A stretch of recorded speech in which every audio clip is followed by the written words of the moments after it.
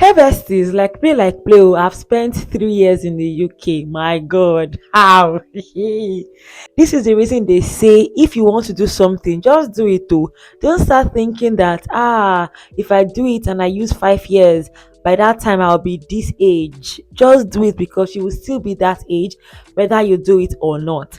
And one of the greatest things I'm very grateful for in my adult life was the fact that I did all I could to relocate. Now, this is not the video where I encourage you to relocate because personally, I do not encourage people that don't want to relocate because I won't be there to solve your problems for you. And it is inevitable that when you relocate, there will be challenges. See, and if I'm the one begging you, oh, come relocate, oh, jackpot, oh, this, then you come here and you see what you don't understand. It's now me you'll be telling, oh, you brought me here, you brought. Mm-mm. We are all adults. But of course, if you need encouragement, I would definitely cheer you on to jackpot or to relocate, wherever you want to call it. Now, this is not the video where I will tell you all I remembered on how I came here. This is the video I will tell you from when I stepped my foot in this blessed country and how far gone I've come. I would also be giving you some life updates on basically my experience relocating to the UK. So I relocated 3 years ago, and coming here, it was not the easiest because as a self-sponsored international student doing a 2 year course, it was a lot of money, a lot of mental. It was just a lot. But I'm very grateful that now it's a story, which leads me to my first point. By the way, as I'm talking, I'll be giving you lots of nuggets, especially if you are an international student right now. You know, the myth about relocation, whether it's to the UK, the US, Canada, wherever, is that things to be rosy because hey, you jackpot, so congratulations. Ooh. Now, for some people, that was their experience. So for me, that was not my experience because I needed some time to even get myself. When everybody was saying, congratulations, congratulations, my brain was like, oh my God, you are alone in a new continent. Because in Nigeria, I had backup. Meaning, worst comes to worst, I can always go to my parents' house and tell them, I'm hungry, oh, give me food. Worst comes to worst, there's always one auntie, one someone somewhere. But here, woo, because when I came here, I knew no one. Oh no, I knew some people, but I did not have like very close family members that I would say I can call 12 a.m. and they will come and answer me. That was not my case. And because of that, there was that feeling of isolation where it just felt like I was alone. But something that helped me was the God factor. You know, when people say, when you jackpot, you would forget that God even exists because obviously the challenges that you would need God for, in quote, you would not need when you are in the UK or when you are in Canada or when you are anywhere you relocate to. Let me explain. In Nigeria, for instance, when the basic needs that you need are not being met, most people will end up using religion. No wonder it is said that religion is the opium of the masses because people use religion just to feel good. Some people, of course, some people use religion for different reasons. Then people say generally that when you come to the UK and your basic needs are met, you just don't remember God because too many things shift or bills, different things will be on your head. My case was the opposite. Coming to the UK brought me closer to God. Obviously, I've always had a relationship with God, but being here, because I was always comforted by the fact that I'm never alone, even though realistically it felt like I was alone, but realistically I wasn't alone.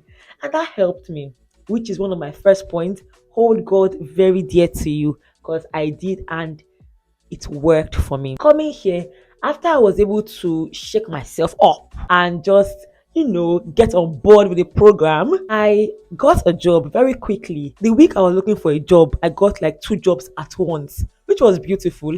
They were supports and care jobs, basically. And I loved the jobs. I did it very well. As I kept doing it, I kept getting a lot of other jobs, and so it went. Now I will tell you how I got my sponsorship job. I'm not gonna give you any fluff or lie to you. I got this job in a very easy manner. It was not difficult. Thank God. So, as you know, I did social work in my master's. If you don't know, that means you're new here. Hi, welcome. My name is Ada. I'll link up a video about social work in case you're new here. So, I did that course, and it was basically a very challenging course in sense of your time, everything, because it was very expensive and little time to work. So you see, when people are complaining that 20 hours to work is too small, I didn't even have that 20 hours. I had to squeeze that 20 hours because for my course, it's not just about studying, it's also about placement. And there were months, close to a year cumulatively, where I was working 7 days in a week, every day, because it's either I'm working on placement for free or doing my job. Now, speaking of placement, my school placed me in an organization, although I requested to be placed in an organization like that. So, as at that time, I did not even know of the existence of that organization, but I knew where I wanted to work in. Because for me, I've always been a woman person, meaning I love to empower women. And once I hear that women's matter is somewhere, count me in, like count me so in. Anything that concerns any vulnerable person, involving abuse, involving, see, count me in. And I remember telling my lecturer in school that I really want an organization like that. And she was surprised because most social workers want to work in a statutory setting like NHS trust or a local authority. But for me, I said I wanted to work in a charity. I was intentional. Then they put me in a charity, surprisingly. And I remember even going into that charity when I went for the interview, because for placement, they usually have an interview. I went for the interview and it was beautiful. The person I met, beautiful. The interview, beautiful. If you know me and interviews, I love interviews. I sold myself, and I didn't even know until later that they actually were not planning to have any social work student on placement as at that time, but they were impressed with my interview that they just had to have me. And it was beautiful. The team was lovely. I had a good time there. The team also loved me. So when a position was opened, one of my work colleagues there was like, "Hey, Ada, apply, apply, apply." She encouraged me, and I applied and I got the job. So even though I was finishing placement at that time, I had a part-time job in this organization. So I was still doing the job. And this was my first year on placement. Then my second year, I had placement. You all know the story with the whole drama that happened. If you don't know, you are new here. Welcome. I will link it up here. When I was working on placement, I already formed that relationship with my boss, and I made it very clear that I would love to be sponsored. And I said it earlier, it's a charity. Number one myth. People think charities don't sponsor. They do. It's just that bigger organizations like NHS Trust, local authorities, government owned organizations, because they have a higher budget, higher money, it's easier for them to sponsor compared to charities. As at the time I was on placement in this charity, they were not sponsoring. In fact, they did not even know anything about sponsorship. I talked to my boss. Thankfully, she was on board with it and she told me that, see, once you graduate, I would sponsor you. Ah, besties, I was so happy. And I continued working. Then, obviously, when I graduated, in fact, because of the issues I had on placement, I did not even have a lot of wiggle room after graduating. The week I was graduating, that was the week my visa was expiring. That my graduation week. In fact, a day after my graduation, I had gotten my email from Home Office telling me, "Congratulations, your work visa is settled." Obviously, I had talked to my boss. I think 2 weeks before my graduation, they had already helped me process my work visa, which was very beautiful. It helped me well. Although, one thing about me, I never have just one plan. I always have a plan A, a plan B, a plan C, D, E, F. On the side, I was already trying to gather money for post-study visa because I could not even risk being stranded. Thankfully, I did not even need to gather money because my visa was out. and that went well. In fact, if you want me to do an extensive video on how to get a sponsored job, let me know and I'll be sure to give you that video. But in my case, the sponsorship came quite easily compared to a lot of other people, but then we're not comparing. But one thing that my sponsorship taught me is sometimes it is easier for organizations to sponsor you when they've worked with you. So let's say you see a job and you know that these people can sponsor you. It's okay to start the job.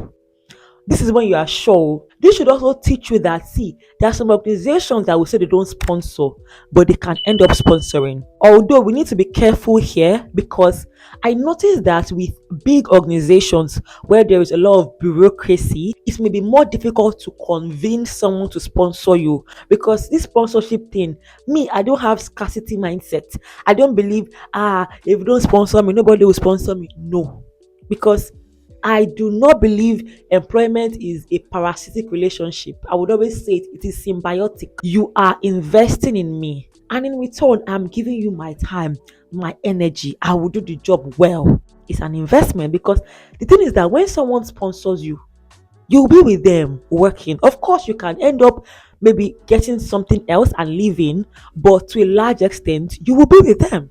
So don't see sponsorship as a thing of they are tying me down, or please I beg you sponsor me. Calm down, because it's your time. You will be working. It's not free. Of course, this does not apply to people that get sponsorship through other means. Let's focus on the one we know. So my besties, that's how my sponsorship thing went. And here we are. Very grateful. One thing also to note is when you are thinking of a company that would sponsor you, be very careful, because sponsorship can make or mar you. There are some people that will benefit from post-study visa than even sponsorship. Because in a bid to be sponsored, you can just go and enter what you don't know, and the job will just give you toxicity, mental health issues, different things. I've seen situations where a company sponsored someone, and I believe they did not even want to sponsor the person, because immediately after sponsorship, one problem or the other, from sexual harassment to, it was just bad. And that is the situation with some people. Of course, people have had good experiences, people have had negative experiences, so you need to be very careful where you put your head into. Anyway, as I said earlier, if you want me to talk exclusively and extensively on sponsorship, let me know, my loves. Now, moving on, or before we move on, if you are a student and you do not have a lot of money, please prioritize paying your school fees first. Don't be trying to pay your school fees and house rent at the same time, especially if you are in student accommodation. That's why, for me, I would always like encourage people, see, go on student accommodation, especially if you are single, that is, you are not married, or maybe you are married but you don't have kids here. Prioritize student accommodation, because they will not just wake up and chase you out compared to a landlord. But either case, prioritize paying your school fees, because you can graduate without paying your accommodation fee in full, but you cannot graduate without paying your school fees. And it's after you've paid your school fees that you can be eligible for post-study visa in case you do not get a sponsored job, or a sponsored job that you want to be in. Now, 3 years in, something that has helped me is the fact that I've made here my home. Because one difficulty that happens when you relocate is that it almost feels like you are floating. You don't fully belong here, because here racism happens, so many things happen, and you get told a lot of times that you are a second class citizen. You may not be told like face to face, but you know. Of course, some people are in denial and they will say, oh, nothing like that. And if that's your experience, good luck to you. But for the most part, you just know that you are not a first class citizen here. But then you can't even go back to your home country, because you will go to Nigeria just to visit and someone will be asking you, you are here too soon. I remember when I went to Nigeria, the same year I relocated actually. It's not even the same year. I relocated in January. I went to Nigeria April of the next year. So that's 1 year. People were asking me, what are you doing here? For real, my own country, are you crazy? Why are you doing here? Some people were saying, you went to get married, you went to do this, making speculations. I'm like, you don't know my plan, oh. So it gets to a point where it feels like you don't belong here. It also feels like you don't belong there. So where do you belong? You're floating. But for me, I've made here my home. And when I go to Nigeria, I still make Nigeria my home. It's not you that will tell me, what are you doing here? Is it your business? Did I ask you for money? No. Move on, my love. And in line with that, ensure that your plans are your plans, not what people plan. Let me give you an example. I told you I went to Nigeria a year after being here. I've told myself, once I'm stable financially, I will be going to Nigeria quarterly, 4 times in a year. So if you've seen me before, get ready to be seeing me again. And it's not your business asking, oh, what are you looking for in Nigeria? It's you that know. What you saw here, that you want to stay here all your life, good luck. Because me, I don't romanticize it when people would come abroad and spend 7 years, 10 years, then they will now go and visit Nigeria. It's not cute to me. Of course, there are exceptional circumstances. For instance, maybe childbirth could impact some years. Also, there are some things, maybe if you are not legal, that's different. But then you are legal, you abeg, then you now go home 7 years later, 10 years later, your parents would already be very, very frail, or some people don't even recognize you again. Unless you don't have family in Nigeria or you're not close to them, that's fine. Or anything you want to do, in fact, do. If you like, spend, don't even come back, stay, live abroad. Because one thing I've noticed, some people when they jackpot, to them they are British. They mean they jackpot. To each their own. But me, as for me and my house, hey, I go they go Nigeria. Because it helps me. It fills my cup a lot. And knowing things that fill my cup and doing them has helped me, regardless of what people would say. The same way people would tell me, why are you coming to Nigeria? It's the same way I'm wondering, you, why have you not come to Nigeria? We are both judging each other. We listen and we judge. Also, something that has helped me since I relocated has been to have an exit plan. I think everyone should have an exit plan. The exit plan could even be that you'll be in the UK forever. That's your exit plan. The exit plan could be that you work here for some years, then go back home or relocate elsewhere. Maybe go to Canada, maybe go to Australia. But having a plan gives you that goal in mind so that you'll not just be floating. You would know what you're doing. You will prioritize your finances in line with your goals. Now, also, one thing I don't do is to compare the UK to other countries because I see that a lot. People will be like, oh, why are you in the UK? Go to Canada. Oh, go to the US. Oh, US is better. Oh, Canada is better. Oh, shut up. Why not just shut up? If you want to go to Canada, go. If you want to go to the US, go. Shut up. It's one thing to desire a better place in your opinion. It's another thing to have a lot of condescending remarks about a country that you are in. And when you got that visa, I'm sure you were so excited. Like, thank you, Jesus. Then now all of a sudden, every single Eke market day, you have one negative thing or the other to say. Then go to the one you want to go to. Go now. There's someone I know every second, literally every second. Oh, UK is this. Oh, you can't make money in the UK. Oh, oh, just go. Be cool. Go. For me, I try not to do that. Because if I want to relocate to another country, I just will. Like, it's not about this constant talking. If the UK no longer serves my needs, my interests, then I'll pack up and go. In the month of November, I was sick. It was very bad. I was hospitalized for quite some time, and an ambulance came here to pick me up. I remember when I was discharged, someone reached out to me. And the person was like, oh my God, you must have spent a lot. So I can't imagine how you'll be broke now. I was like, broke how? Why? He was like, you would have spent a lot. I said, spent on what?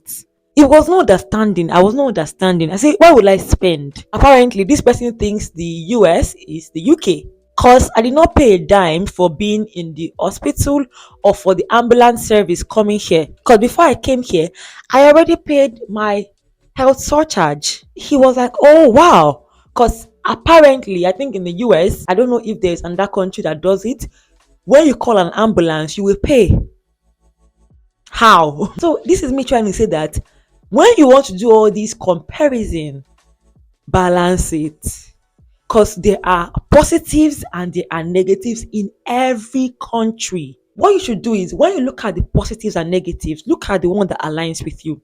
If the UK does not align with you, then go where it aligns. Because for me, the minute the UK no longer aligns with me, jackpa, I will go. But not that you are still here. Move. You don't want to move. You're not a tree. You're not stuck. Move, Mbano. But every day, complain. Ingratitude don't wear you turtleneck. Please, let's know what we are doing. So, my love, in fact, let me rant again. Also, you see people that will say this salary is more expensive in this country. Oh, it's what of the cost of living? I like people that when they are making analysis, it is holistic. See, holistically analyze each part. And of course, as I said, if you want to move, you move. And one thing I was intentional about in these past years has been to just be grateful. Being grateful does not mean being complacent. Does not mean I can't move. If I want to move, I will move. Which leads me to my next point. What's next for Adathelegalpepper? So what's next is I'll just keep living my life. I live a very fluid life, meaning I'm not stuck anywhere. I remember when I started creating content on Lincoln, someone was like, "Oh, they can't wait to meet me in Lincoln." And I told the person, "You may come to Lincoln, I may not be here again because I'm fluid, I'm unencumbered. So today I can be in the UK. Next year, you can hear that I'm in Australia. Go with the flow." There was even one time I was checking out jobs in Dubai. That was before all of the restrictions that is happening now.